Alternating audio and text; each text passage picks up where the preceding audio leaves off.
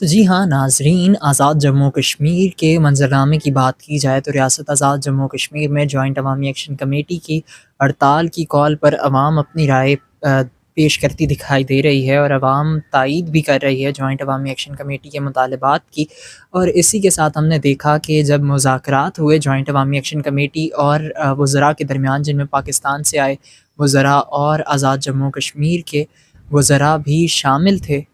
تو ہم نے دیکھا کہ 13 گھنٹے طویل یہ مذاکرات جاری رہے، اور صبح 4 بجے قریب دونوں جانب سے واک آؤٹ کیا گیا اور مذاکرات ناکام ہو گئے۔ مذاکرات میں خوش آئند پہلو یہ رہا کہ دونوں جانب سے جو گزشتہ ایک تحریک تھی جوائنٹ عوامی ایکشن کمیٹی کی دسمبر کی، اس میں جو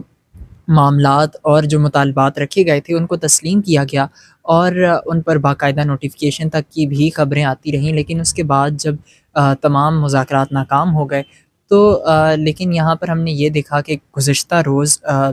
مرکزی چیئرمین انجمن تاجران اور جوائنٹ عوامی ایکشن کمیٹی کے کور ممبر شوکت نواز میر کی جانب سے اپنے تمام عوام کو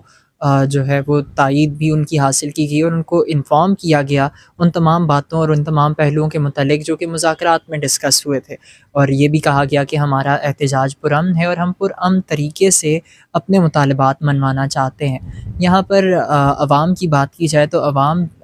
جو جوائنٹ عوامی ایکشن کمیٹی ہے ان کی تحریک کے ساتھ کھڑی دکھائی دے رہی ہے، اور جوائنٹ عوامی ایکشن کمیٹی کے اس مرتبہ کے مطالبات میں 2 مطالبے سر فہرست ہیں، جن کی وجہ سے مذاکرات میں بھی ڈیڈ لاک قائم ہوا۔ اور یہ 2 مطالبات یہ ہیں کہ ایک اشرافیہ کی مراعات کو ختم کیا جائے، اور دوسرا